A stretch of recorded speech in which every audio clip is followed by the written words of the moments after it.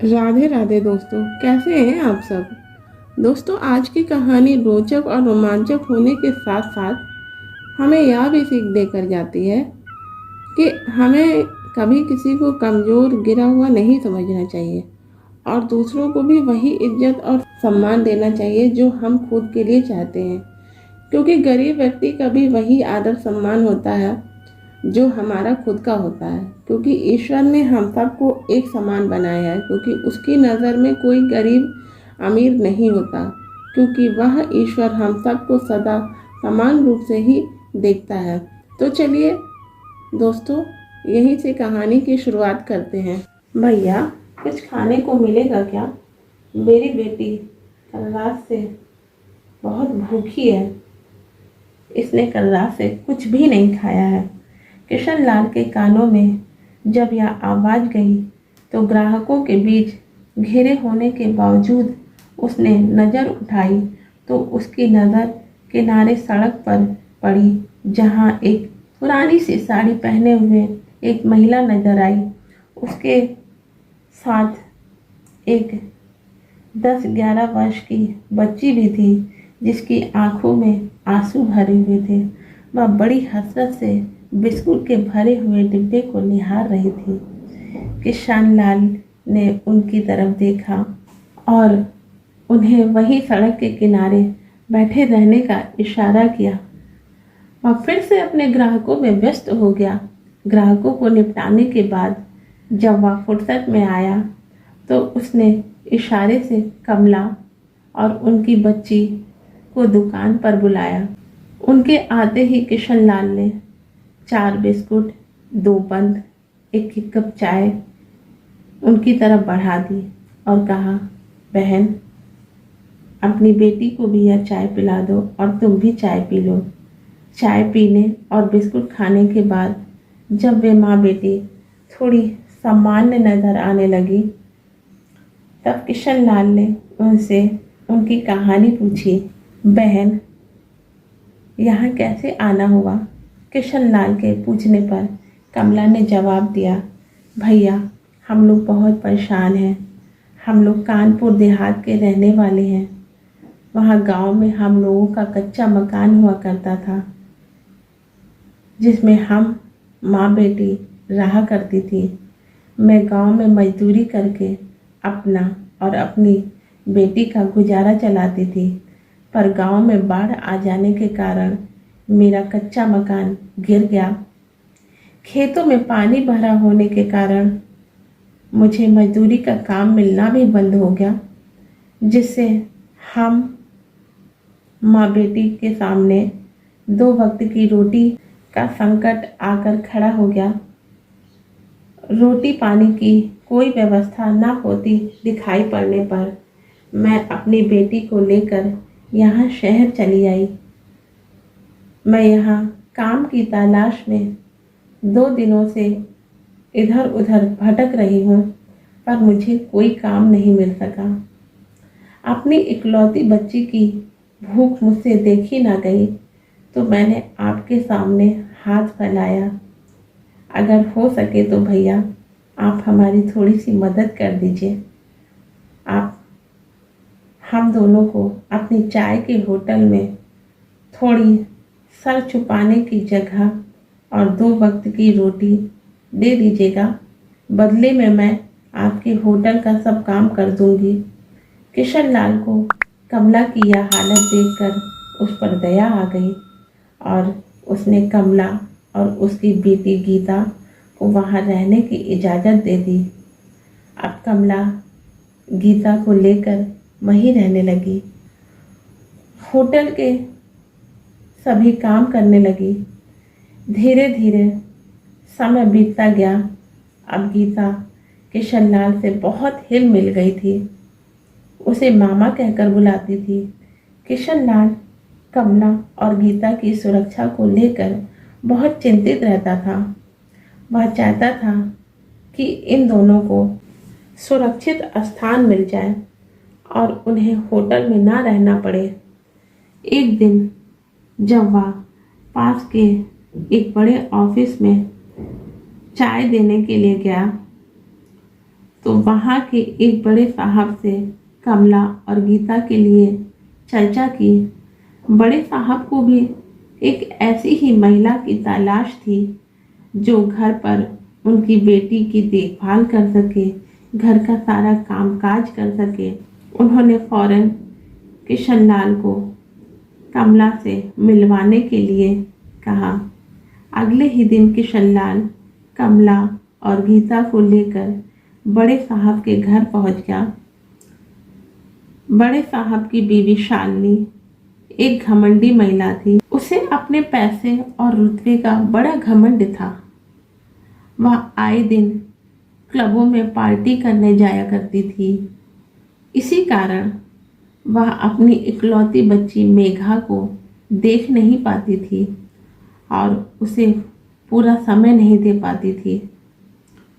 उसने कमला और गीता को फौरन अपने यहाँ काम पे रख लिया, पर साथ ही कमला को यह हिदायत भी दी कि वह अपनी बच्ची गीता को उसकी बच्ची मेघा से दूर ही रखेगी, क्योंकि बड़े साहब ने बंगले में एक छोटा सा कमरा कमला को दे दिया।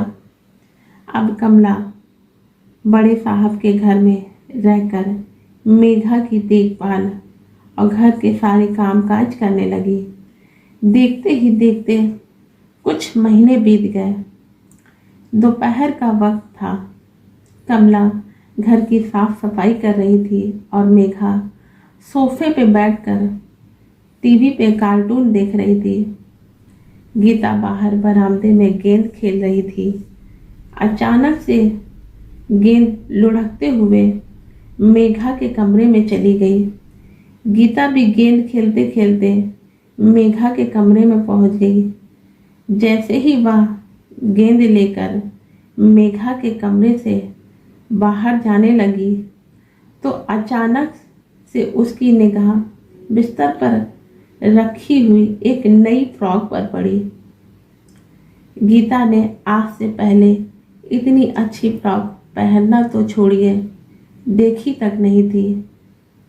फ्रॉक देखकर गीता का मन ललचा गया और बाल मन होने के कारण वह फ्रॉक उठाकर आईने में अपने आप को उस फ्रॉक के साथ निहारने लगी।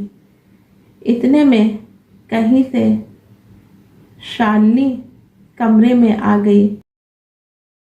गीता के हाथ में मेघा की फ्रॉक देखकर शालिनी गुस्से में आग बबूला हो गई। उसने तमतमाते हुए गीता के गाल पर जोरदार थप्पड़ रसीद कर दिया। थप्पड़ इतना जोरदार लगा था कि उसकी गूंज बाहर काम कर रही कमला को भी सुनाई दी। वह फौरन काम छोड़ भागते हुए कमरे में आई और उसने देखा कि शालिनी गुस्से में गीता के बाल को जोर जोर से खींच रही थी और उसे भला बुरा कह रही थी।